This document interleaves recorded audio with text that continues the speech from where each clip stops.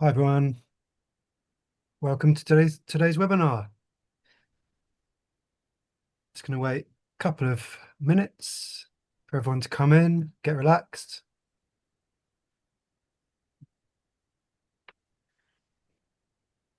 I can see people entering the meeting. Do pop your name in the chat, say where you're from, say who you are. It's good to see who's on the call.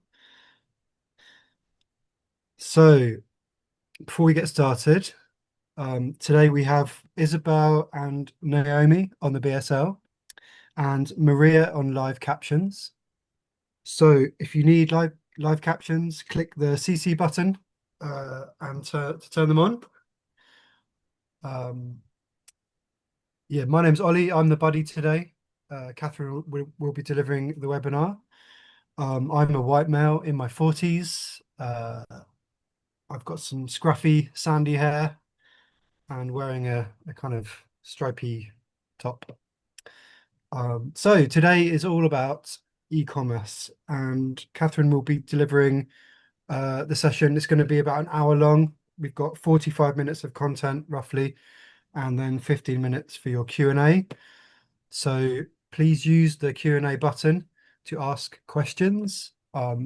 If you do put them in the chat, I will try and uh, extract them. But as you know, these things get quite busy, so best put them in the Q&A section if you have a burning question.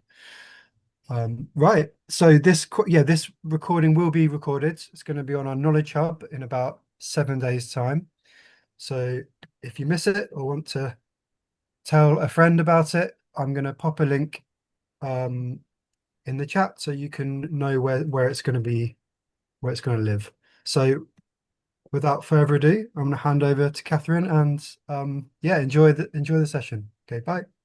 Thanks, Ollie. Thank you so much. Um, Thank you everyone for being here today. It's really lovely and that so many of you have joined this morning. So our session is how to choose the right e-commerce path for you. My name is Katherine Brown and I am the tech champion for e-commerce here at the Digital Culture Network. I am a white woman in my early 40s. I have wavy brown hair, and today I am wearing a red top and a red and white stripy shirt.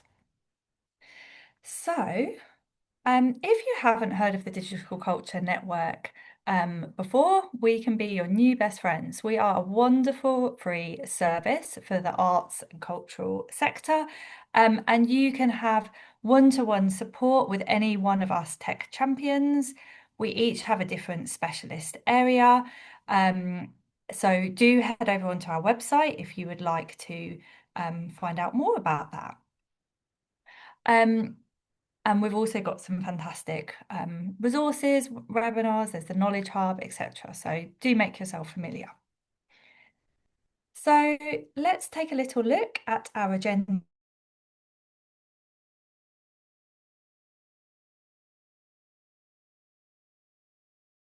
See what e-commerce can include. And then today, for the bulk of our session, we are going to be thinking about the path and structures which could suit you. So it's going to be quite a reflective session. I'm going to invite you to take a look at different possibilities and to think about how those could potentially align with your practice, if you're an individual, or who you are as an organisation, if that's who you are. And then we're going to conclude this session by looking at what I call the e-commerce equation. Now, this is a really powerful bit of information and thing to understand, and it's all about the environment we operate in when we're doing e-commerce, and it helps us understand how we can make our e-commerce more successful. And by more successful, I mean generate more revenue. I've put a little asterisk there up on the agenda, and that's because I also wanted to say that today's session is perhaps the most personal of the webinars that I have put together for the Digital Culture Network. I've worked for many years in retail and e-commerce, but also outside of my role here at the Digital Culture Network, I'm also a practicing artist. So this session is really bringing together those two worlds. And I hope it's going to be a really inspiring session, which shows you a world of different possibilities that are out there. So I hope that sounds like what you signed up for. Um, it's probably one of the things which I'm not going to spend a lot of time dwelling on is like the ins and outs of particular e-commerce platforms. There is a little note on this towards the end. But if you do need more support with those, I'm always available for one-to-one sessions around that. And if you do already have some kind of e-commerce up and running, I'd really strongly recommend you check out some of my other webinars, which can really help you with improving your existing online shop. And Ollie's going to drop some of the links to those in the chat as well. So hopefully that sounds good. So let's get going. I'm just going to take a little sip of water and we will continue. So, what is e-commerce? Well, this is a definition which I've taken from the Collins Dictionary. E-commerce is the buying, selling, and ordering of goods and services using the internet. And I've highlighted there in purple goods and services because we're really going to start to unpack how there's quite a lot can kind of exist in this world of e-commerce. Throughout this session today, I'm going to be illustrating some of the points with paintings and works of art. And on the right here, we have a painting by L.S. Lowry called Waiting for the Shop to Open. And it shows a queue of people, as the title suggests, waiting for the shop to open. And I think this is very relevant to today's session because it points towards something that e-commerce starts to open up for us. So it enables us to reach audiences and customers beyond our immediate geographies and in ways which aren't tied to a particular timetable. So we're going to be digging into what this can mean for us as creative practitioners and organisations. So, a little bit of trivia to get us going and a bit of history. When do you think the first e-commerce order was placed? And Ollie is going to pop a poll up on screen. Do you think the first order was placed in 1972? Do you think it happened in 1984, 1992, or 1995? I can see lots of responses coming in there. That's fantastic. Oh, it's quite closely thought out. I'll give it a little bit more time. And I'm going to have a little sip of water while that's coming in. A few more answers trickling in. Oh, it's looking like quite a close tie. 66 out of 94 of you have replied so far. If you want to reply on this, you need to do so now. Okay, all right. Ollie, do you want to reveal the poll results?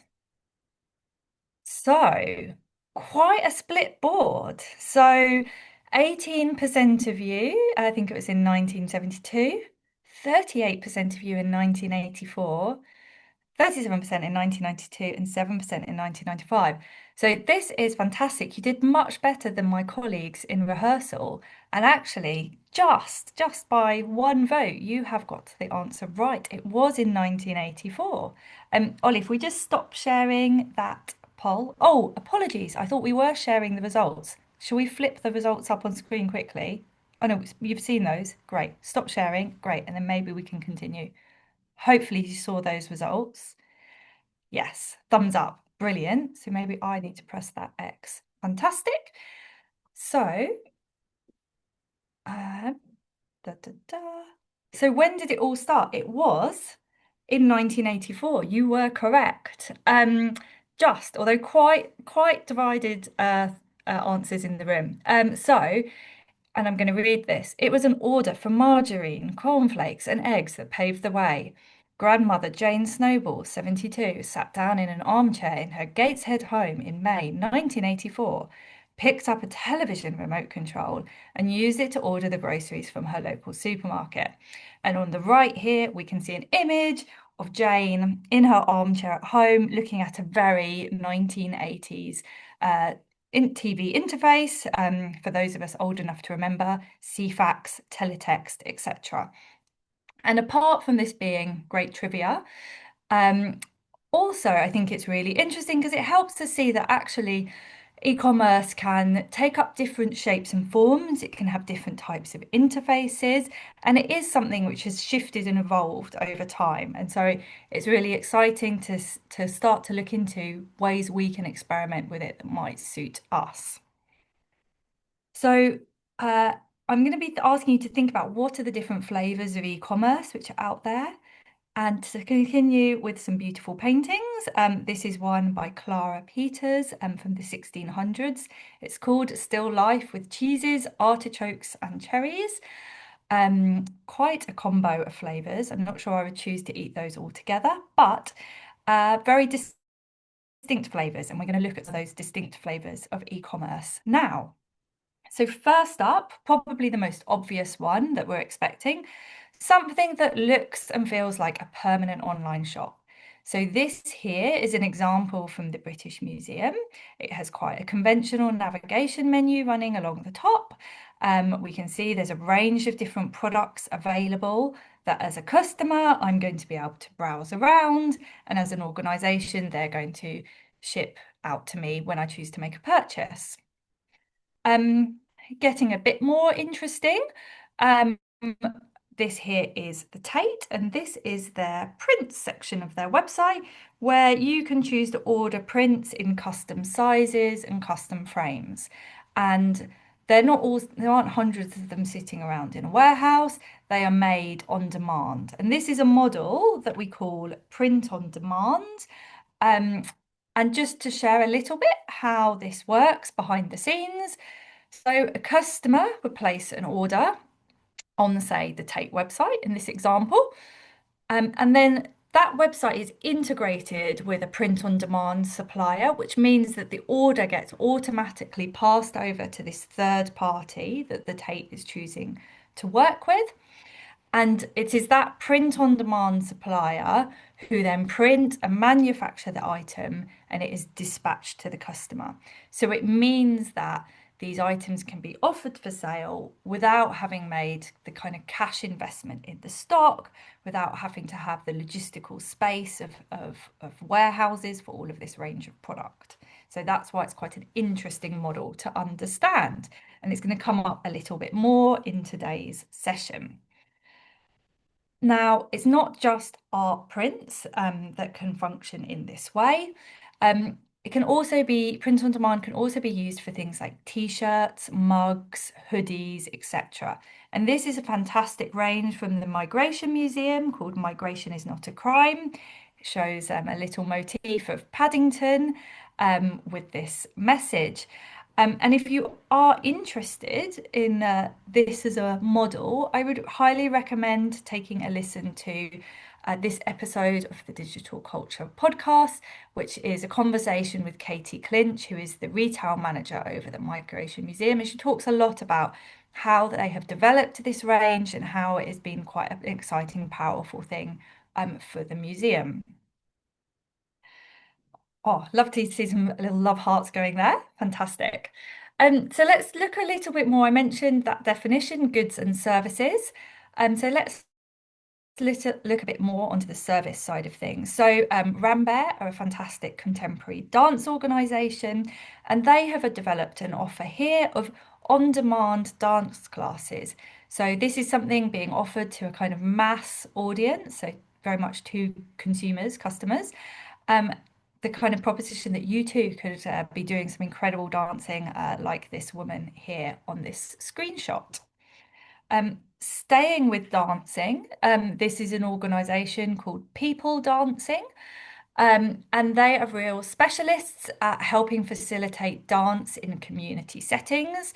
And they have developed an offer for a kind of professional audience, so what we call B2B, so business to business, of using their skills and knowledge to offer how dance can be facilitated in community settings. So again, this is starting to expand our ideas of what e-commerce can be. And so a question, why do we do e-commerce? Well, there's a very obvious answer around income generation. And of course, revenue is very useful to all of us. But there's also a slightly bigger answer to it as well. And I love this example here from the Live Art Development Agency. Now, this is their bookshop, and they have a fantastic tagline listed on the bookshop here, which says, distributing the unruly practices of live art globally. And so e-commerce, yes, it's about income generation, but also it can be a way of getting ideas and work out into the world. Like it can be a medium almost in its own right and done in a kind of savvy, tactical manner. It can become a self-funding way of getting work and kind of creative practice out into the world. So that's part of why it can be quite an exciting space. So how does this relate to me? You might be thinking, well, you've just shown me quite a lot of examples from some quite big organizations. Do not worry. We're now going to take a little look about how you can go about finding the right path for you. Now, this is an artwork by Richard Long, which I love. It's called A Line Made by Walking, and he has trodden a path through the grass. Very iconic work from the 1960s. So, first of all, we're going to be thinking about what could you offer. Then we're going to be thinking about what are the type of structures that could suit you. And then we're going to be thinking about how you will create demand for that offer. So I'm going to take a little pause before we get into this big question of what could it be? I'm feeling a moment of suspense with this big white screen, but bear with me. So this is a diagram that I have developed, which I personally find quite helpful, and I'm hoping it's going to be useful to all of you today to help to delineate what are the territories we can be in with e-commerce. So first of all, there's a decision about, am I offering a product or a service? So that's kind of your first kind of decision point. And we're going to follow this kind of line of thinking with the product to start with. So you may have a product that already exists. So this could be something like some kind of artwork, it could be a t-shirt, a book. It could also be something like a digital file. So, for example, this could be some kind of audio recording, it could be a digital wallpaper, but it's a file that already exists, so something which exists in digital form. Or it could be a product which could exist. So we've spoken already about print on demand. This is also where things like commissions live as well. So these are things which could exist, don't yet, but could do. But they could be marketed to our audience. Now, let's look at the service side of things. So this could be something which is offered live in real time, so something like mentoring or some kind of class. Or it could be something which has been recorded in some form, most likely a video recording of, say, a class or a demonstration. Now, how could these different products and services happen? Well, those products could be offered in a kind of year-round fashion, or it could be a more one-off or tactical approach. With our services, they could be offered in a kind of group or one-to-one fashion. And also they could be offered in kind of either on person or online. And I think this is kind of the logical outline of the various different territories one could be in with e-commerce. And what we're now going to go through and do is we're going to take each of these different areas and we're going to look at what are the structures which go with them and what would that mean for you as a practitioner or an organisation. So hopefully this is a useful map to come back to at some point. So first of all, we've spoken about this permanent online shop. And for this, first of all, what we need is a range of products. Some items which can be sold. And I say range because we're probably looking at more than one item if we're having some notion of a shop. It needs to be something which can be delivered. Now, on the left, you can see a lovely illustration of a centenary stamp from the US, which is celebrating the 100th anniversary of mail order. And we can see some people in old-fashioned clothing handling some boxes at a counter. So you need to think about, if it's physical items, how am I going to package and ship those? How can I get them safely to my customer? If it's kind of digital products, so we're thinking about audio recordings or other such digital items, we need to think about the file formats and how do we make those deliverable and how do we make the files not horrendously large so that they can be received easily. We need to think if we're about customer service. So if we're looking at an online shop, there's some kind of long-term implications. Am I going to be able to take these items to the post office on a regular basis? Am I going to be able to answer customer inquiries? So have I got the capacity for those kinds of logistics? And there's also something around longevity. So, is this an offer that is going to be able to evolve with time? Is it going to be able to respond to the different moments in the year? In traditional retail, you would have a kind of some notion of a spring summer collection and an autumn winter collection. Typically, retailers would respond to things like Christmas and perhaps other events in the year. So, are you somebody who wants to take on operating in that kind of manner and responding in that way to kind of continually sustain and grow your revenue? And probably the most important thing to understand with a permanent online shop is that you need to be up for investing your time in marketing to your online audience because it takes effort to get people from wherever they are online to your online shop. So perhaps you've just listened to all of that and you've thought, oh, I'm not sure if I am up for this kind of year-round permanent effort. And in which case, something like a more tactical approach to online sales could work for you. So on the left here, we have an image of an artwork. It's called Arc de Triomphe Wrapped, and it is by the artists Christo and Jean Claude. And they do these incredible large scale installations where they wrap big monumental structures like the Arc de Triomphe in, say, fabric. And in order to finance those projects, they sell these prints and items in advance to raise the money to do the real thing. So there's a real kind of tactical occasion that they are responding to. And they have a product, so they have something like a drawing or a print. There's some item that goes along with this moment of occasion. They have a clear story to tell, and they're not attempting to maintain some kind of shop or year-round marketing effort, etc. So this can be really appealing. It could go well with some kind of special occasion, with an exhibition, with an event, a centenary. Moments when there's a story to tell and there's some item which can be sold alongside that story. So this can be a really exciting avenue for particularly creative practitioners.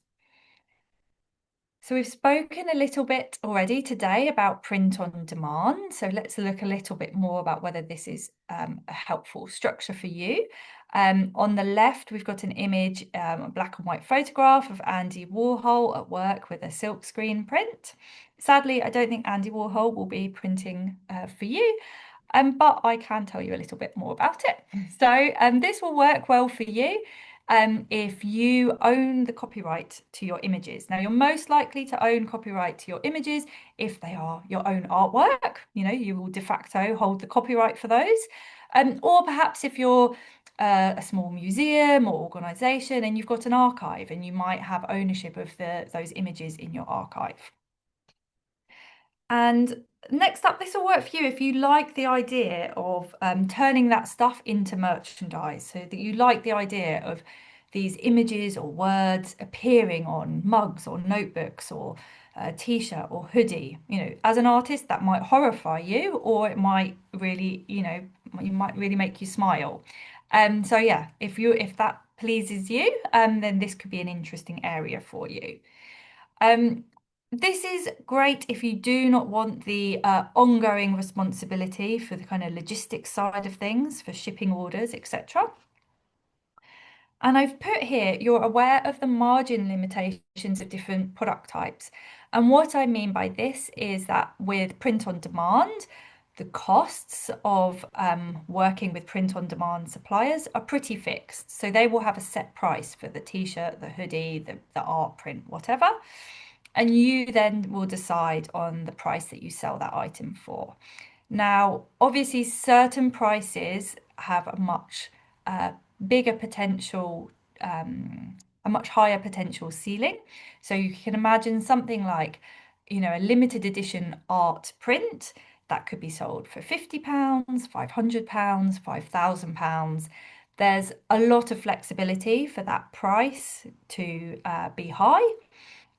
Things like, say, a notebook, a pencil, a t-shirt, there's a much firmer ceiling to that. So customers are unlikely to be spending, £5,000 on a hoodie, say.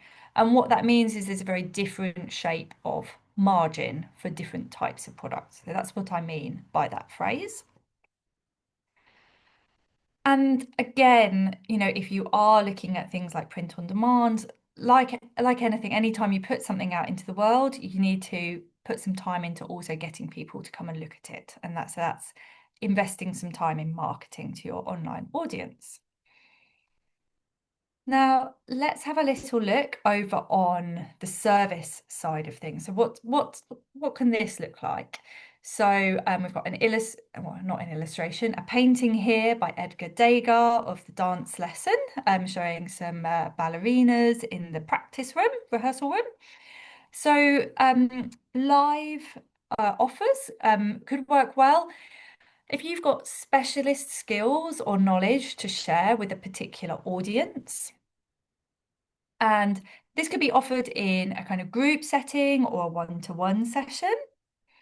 It could be offered in a kind of one-off manner, or it could be a block of themed sessions. So there's various different shapes that something like this can take. And one of the reasons why a live version of this can be very valuable is if it's important about the kind of interaction between you as the host and your participants, and perhaps between the participants themselves. So this notion of it being live and people all being there at the same time gives some added value to the experience. And here are some, I thought it'd be helpful just to look at some examples of that, because I think sometimes with the more service side of things, it's less easy to kind of imagine. So let's flesh this out a bit. So this is an example. It's called the Feminist Lecture Program. They have a fantastic series of talks hosted by specialists in their area.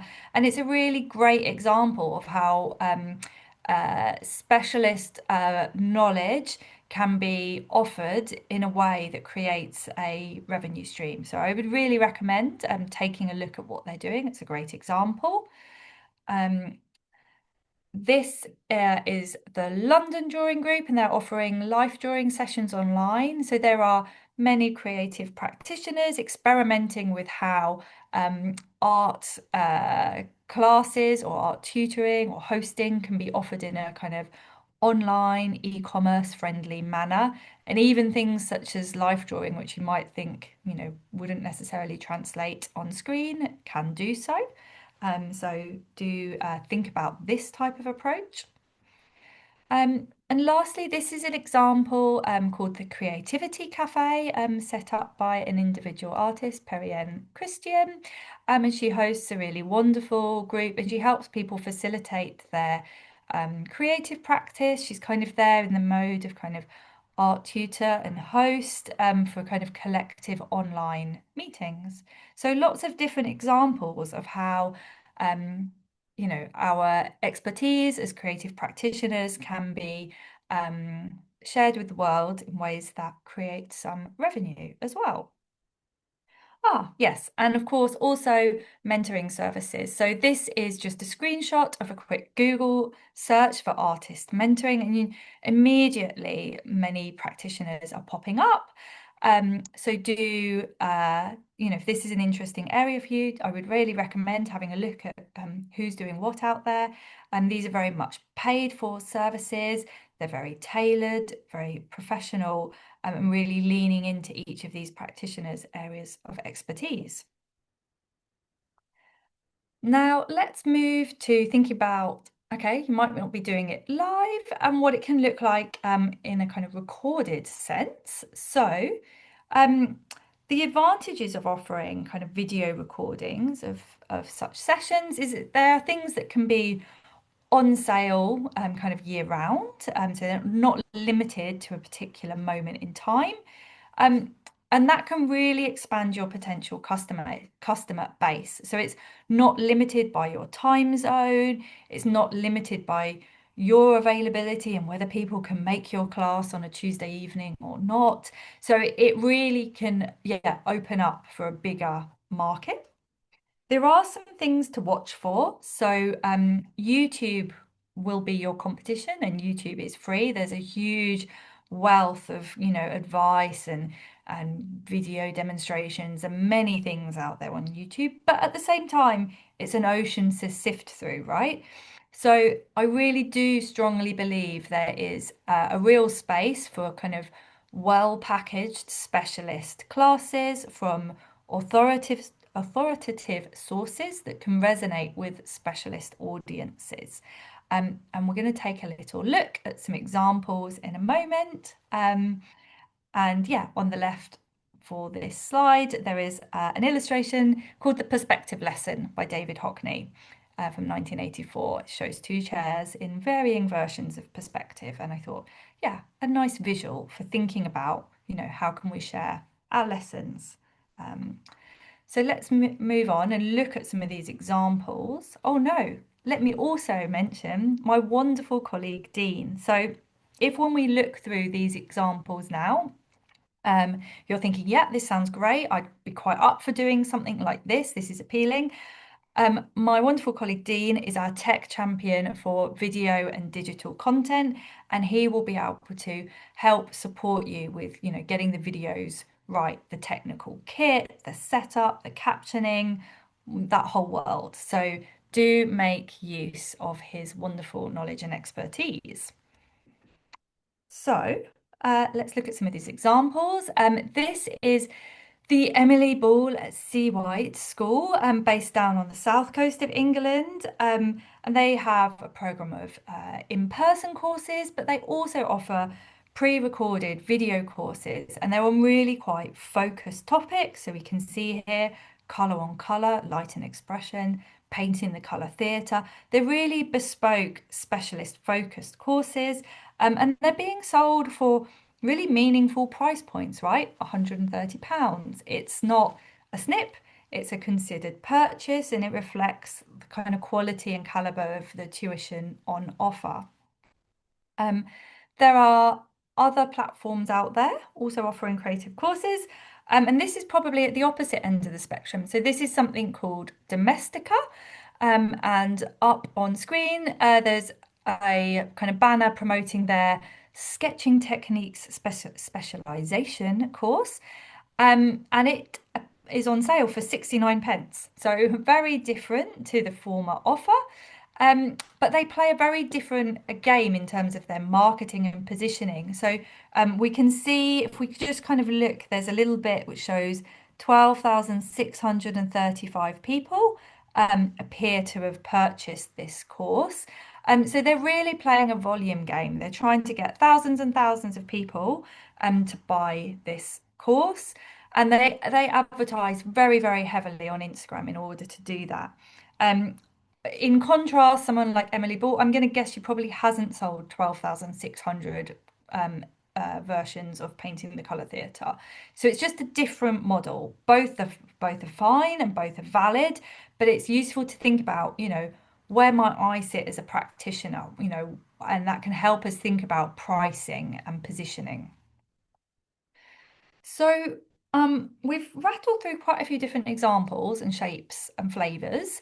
Um, and I've got a lovely image here of some cakes by Wayne Thiebaud. I'm going to invite you to take a couple of moments to jot down any thoughts that have been kind of springing to mind. Reflect on what you've heard so far. You know, which of these things kind of resonate? Which of them would you like to find it a bit more about? Any questions which are popping into your mind, pop those in the Q&A. So yeah, just take a little moment to digest what we've covered so far and jot some thoughts. And I'm going to have a little glass of water and then we will continue.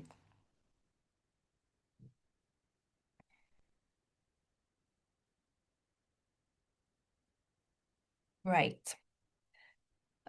So we're going to move on to the e-commerce equation. Please don't be scared by the word equation. This is just some really helpful, useful information to understand. So, first of all, let's imagine we've got a website and 1,000 people come and visit that website every month. So, this is what we call our traffic to our website. And then a certain percentage of those choose to make a purchase. We call this number the conversion rate. And let's say that 3% make a purchase. 3% might sound quite low to you, but actually in the world of e-commerce, this is deemed as a good conversion rate. Lower than that, there's lots of things I can do to help you make it better. Higher than that, you're doing really well. And then imagine that on average, people who choose to make a purchase, on average, they're spending £25 each. And this is called the average order value, often gets abbreviated to AOV. And if we were to multiply those three numbers together, so 1,000 visitors, 3% making a purchase, so that's 30 people, multiplied by the £25, that means that in total, £750 revenue has been generated that month. And so this is the equation. It's not rocket science, but it is very, very useful. And it's useful because if we want to make that revenue number bigger, the only way we can make that number bigger is for one or more of these other numbers to get bigger. So I either need more traffic to come to my website, or I need a higher percentage of people to choose to purchase, or they need to spend more on average. So this is why it's such a powerful equation and really useful to understand. So let's unpack each of those bubbles in the equation. So the first one is traffic. Pictured on the left, we've got a very busy street with buses trying to make their way up Regent Street in the 1930s. So where the traffic probably isn't coming on a bus to your website. So it will be coming from sources such as could come from your email newsletter, it could come from your social media posts.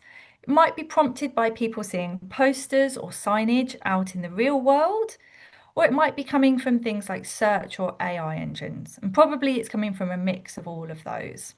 Now, if you want to get more traffic up to your website, and so it's like a busy street, like this picture here, you really want to talk with my wonderful colleagues. So, Jacqueline is our tech champion for email marketing, Katie and Nicola support in the area of social media, and Monica supports with search engine optimization.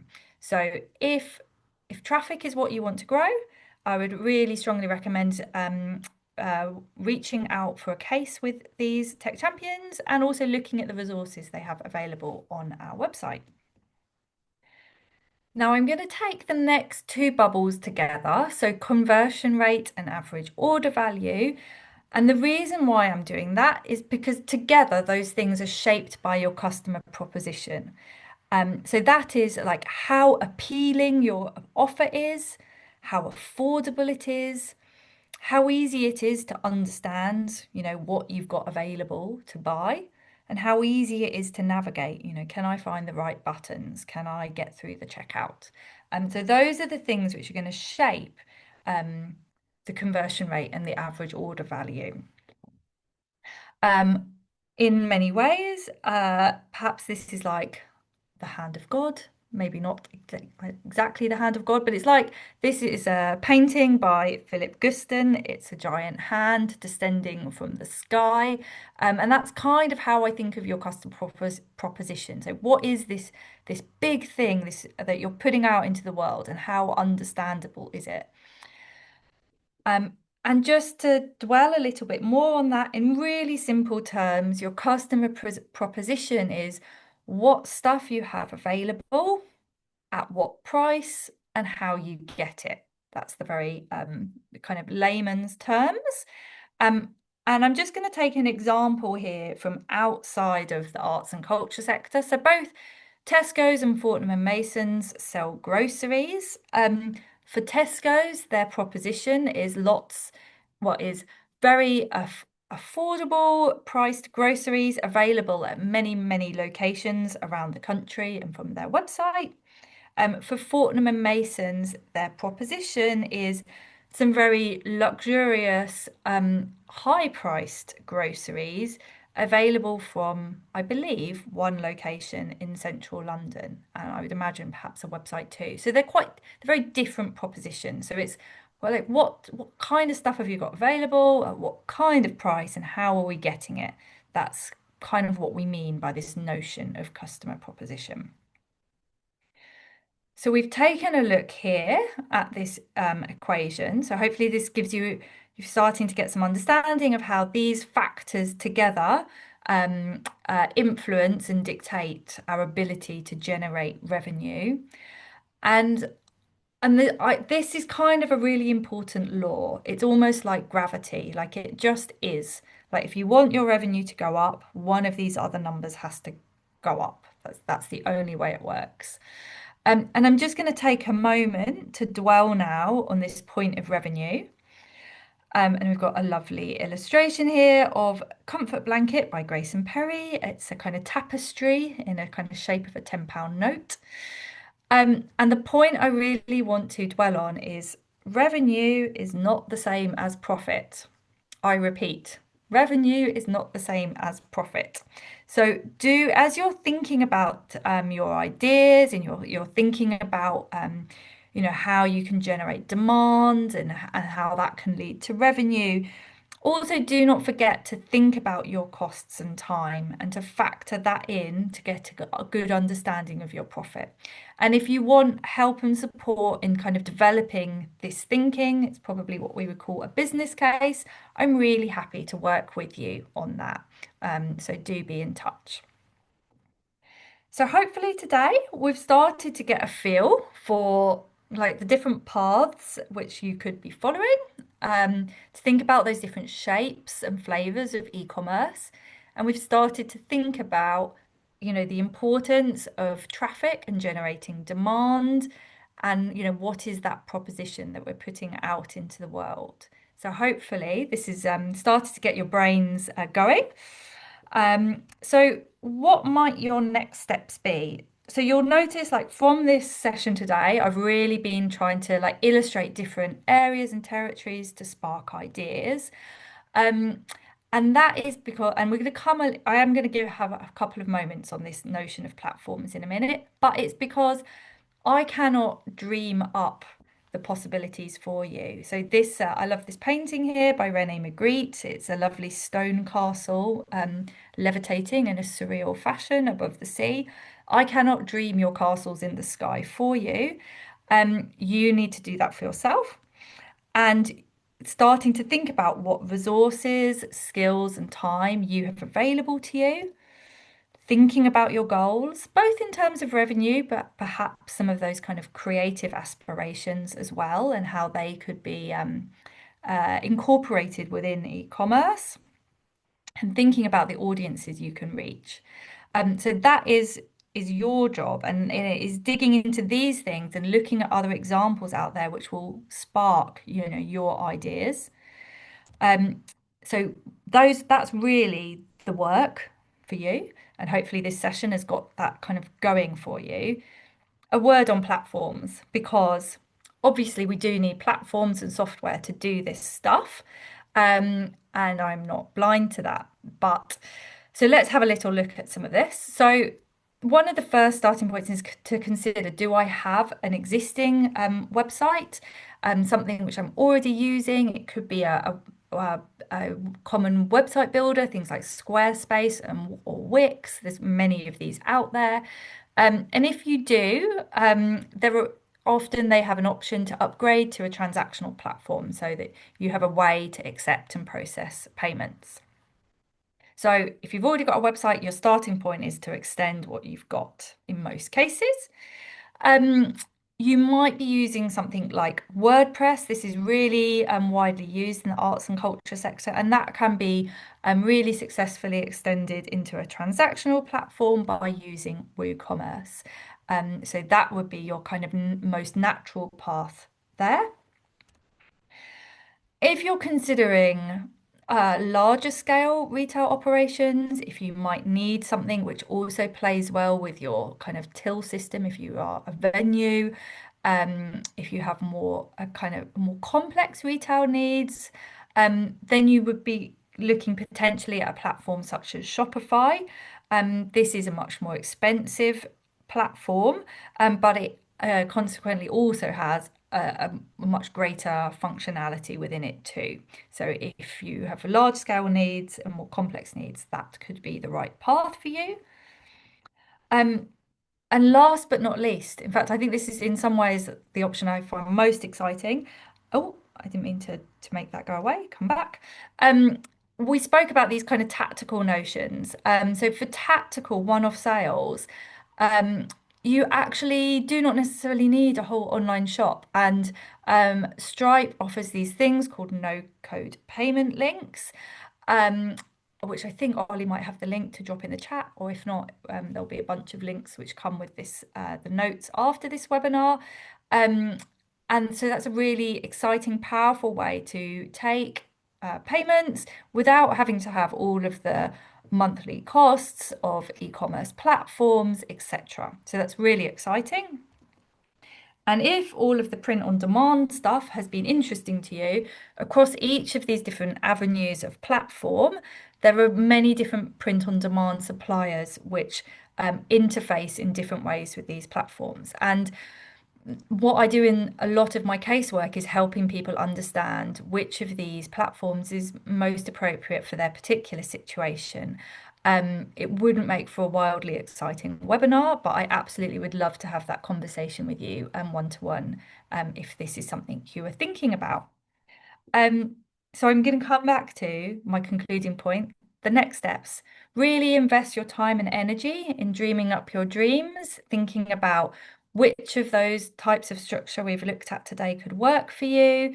Where do you want to be going? And then come to me and my colleagues who can help you get the right bits of software and interface, etc., behind the scenes. So I think that's where we're going to get to for today's delivered part of the session. And I think we're going to move on to the Q&A now.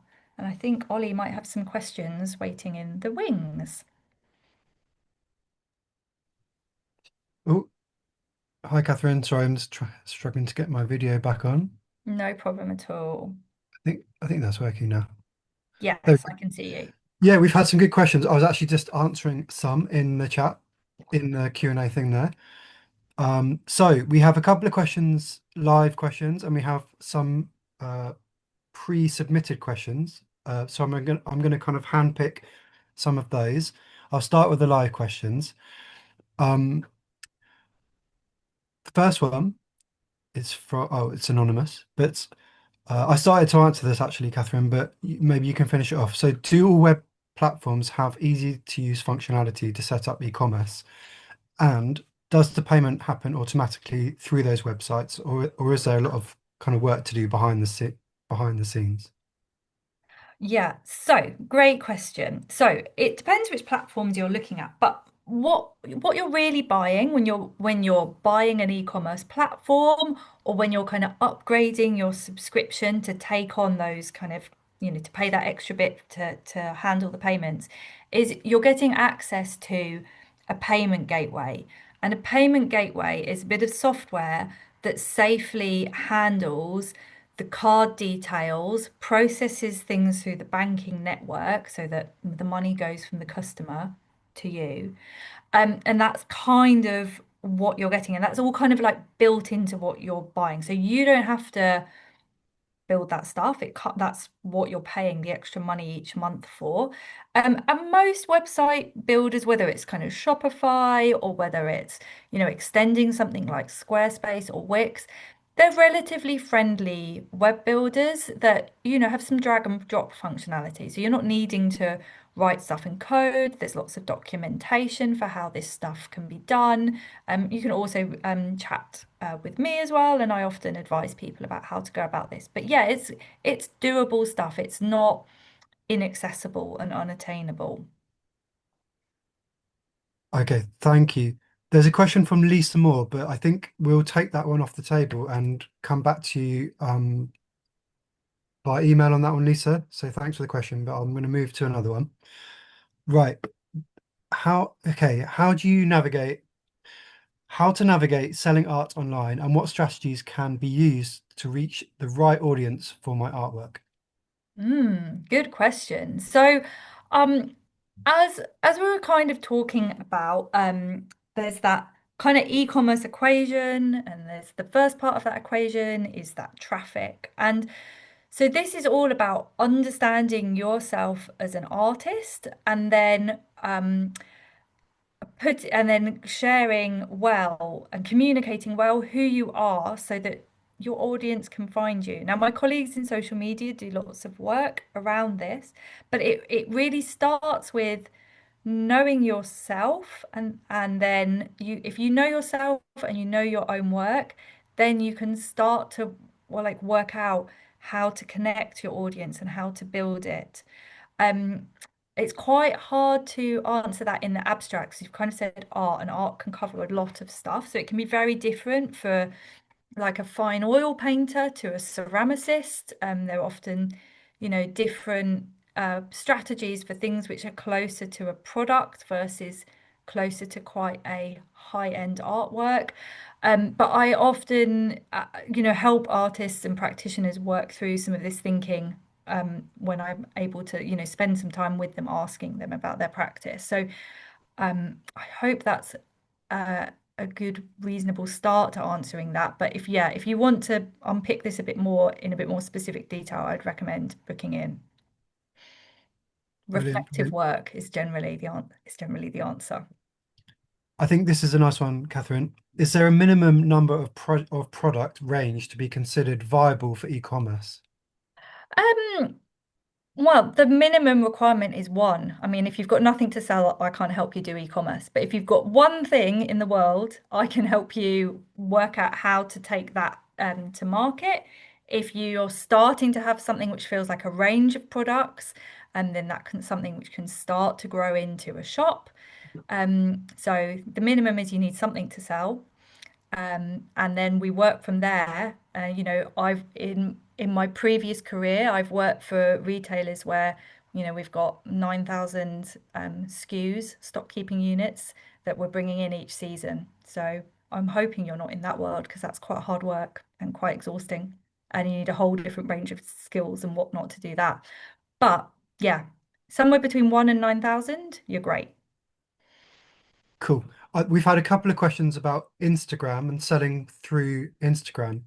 So, kind of to summarize, do people still sell direct through Instagram? And where can I learn more about selling paintings through platforms like Instagram? Okay, great question. I'm going to split Instagram and paintings into two separate things. So, Instagram, yes, it's a really great place for visual artists to build an audience. Um, you could be using things like those Stripe no payment links to be linking, where you can add a link on a story, or you can add a link on your bio. You could be using that to directly take somebody to a checkout page to buy that item. So if you really want to get super transactional and really accelerate that conversion funnel in a hard, fast way, you can do that. There are other artists who, you mentioned paintings there, who actually they want to use Instagram to sell, but they really value having a slightly more mediated conversation with their buyers. because you know they are selling artworks. These are relationships they've nurtured over many years, and they value having a little bit more human interaction and not having it automated right straight into the checkout. So there's a spectrum of stuff, and it depends who you are. Um, with paintings, in particular, but much of fine art, and particularly high price point fine art. Um, there is also a little bit of being aware that this is, you know, your a considered purchase. It's something for a really quite a high amount of time. And a lot of the reason why people choose to buy work of that nature is because they have built a relationship with that artist over time. They most likely have seen, if not this example, but previous examples of the work in real life.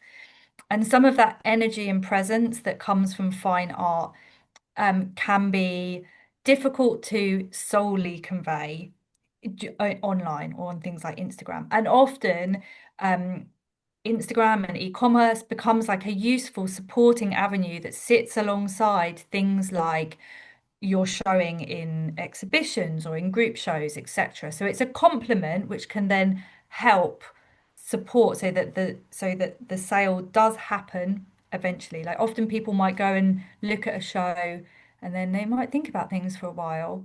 So they can work in tandem. I would say I would imagine it's incredibly rare for somebody to buy a very expensive painting, having never seen the work in real life and not really know who the artist is. That feels unlikely. So this is why there's a lot of work to be done around knowing yourself, communicating well to your audience, that story of who you are that builds traffic and supports the conversion rate, etc. Awesome. Um, we've got a cut. I'm going to go back to one of the pre-questions because I've just kind of reworked it a little bit to make sense. So, in your actually, this is a great one for you, Catherine. So, I want to start selling leftover merch from my exhibitions. How should I go about this? And are there ways to minimize the fees I pay, for example, Mm. PayPal and stuff? Yeah, great. So yeah, often as artists we might have work that we would really like to sell. I mean, yeah, that's a nice thing, isn't it? It might be left over from an exhibition. I perhaps might not necessarily term it as leftover, but yeah, I step one, identify what you've got. Step two, think about what is the story that you can tell around it. Maybe you do want to tell the story that it's left over and or you know it's the last few items, get it while you can. So think about the positioning you're going to go for. um, and then you could consider, like, is this something you want to be doing on a regular basis? So we might be looking at some of those online shop models, or is this something, and it feels a bit more like it to me, that could suit that kind of more tactical model? So a number of items listed, making use of that great functionality of things like the Stripe no code payment links. And one of the reasons why I really do recommend using those Stripe payment links is they are incredibly economical payment processing. So we mentioned that there's this notion of a payment gateway. There's always a percentage that is charged for use of these gateways, and um, Stripe charges 1.5% plus 20%, 20p per transaction fee. Now, this is a very reasonable amount of money. There are other platforms up there, which the charges can be much higher. Things like Etsy drive me bananas because they're really high percentage rates, and I think it's incredibly unfair on makers. So having your eyes open and really looking at these percentages is important. So do that. If you want help with understanding some of this stuff, because it can sound complicated, again, feel free to book in. I'm really happy to chat through options. But yes, the Stripe no payment links could be a really great uh, option. Brilliant. We're down to our last couple of questions. There was a couple more about kind of payment options and bank transfers and stuff and Yeah. fees. So I think you've kind of answered that you know, there I guess there's. So I would say with this, so when you extend a So when you use something like Squarespace or Wix or Shopify, it's all built in. It's within what you're buying. There's a way of handling those card payments. Um, Something like Stripe, you're kind of choosing this like tactical standalone thing. I've Does that got help? I've got Go quite an interesting question here, Catherine, and then I'm going to with. go to one more, which is just a kind of a nice end. But so this is quite a cool question. Would it make sense to do a mystery item sale? We don't have a catalogue of items, but if people pay, for example, £5 and they get a random piece of our product, is that a good idea? I've not heard of that before, but what are your Oh, thoughts? interesting. So I think this person is considering like the online equivalent of something like you sometimes see this in kind of charity shops where books are like wrapped in brown paper, and then there's a little suggestion like, 1920s detective novel or, historical family saga. So, yes, that is an interesting way. And one of the reasons why, well, there's a few reasons why people do this. But it I'm losing my thread of thought. There's a few reasons why people do this. And one of the things it enables you to do is to sell your items in a slightly disguised fashion and to potentially offer it at a lower price than you might normally offer it for. So, you kind of wrap this item in brown paper. You would need to give it, I would imagine, like some little hint of a clue as to what's inside. Like, am I getting ceramics, a book, a t-shirt? You need to give me some clue. Um, but then you might feel more comfortable as an artist or practitioner offering those items to the public at a slightly lower price point because they're not literally seeing what it is. And it plays on this kind of element of surprise and intrigue. So yeah, kind of well positioned. Yeah, absolutely. That's an exciting thing to experiment with. And for that person who was, I think, asking about leftover stock or stuff, that could be a great option to try out in that type of situation. Brilliant. I think we've probably just hit time there. Um, I'm just going to answer one question. So, can Mm. you share this resource with other people? Yes, absolutely. Share away. Mm. It can live beyond the arts and cultural sector. So, Catherine, I think that's it. Should we say goodbye? Brilliant. Yeah, thank you everyone. I've really enjoyed it. And yeah, oh, hang on, no, not goodbye, because wait, 1 second. Wait. Feedback survey. Please, if you have loved and enjoyed this, please, we'll send you a feedback survey. We would love your input. Andy Warhol says, be cool and fill it in, which will help shape our future webinars. But it's really important to us as a team. For me as well, this was the first time I was putting a webinar together, which could, speak to individuals as well as organizations. So I'd love some feedback on how that's been for you. We've got some upcoming webinars. We've got my wonderful colleague Dean. He's doing a live Q&A all about how to do your social media content. And if you want to find us in other places online, we're on LinkedIn, there's a podcast, we're on YouTube. Find us on the website. Be our friends. We'd like to be yours. Excellent. Bye, everyone. Thanks, everyone. Have a great rest of your day. Bye.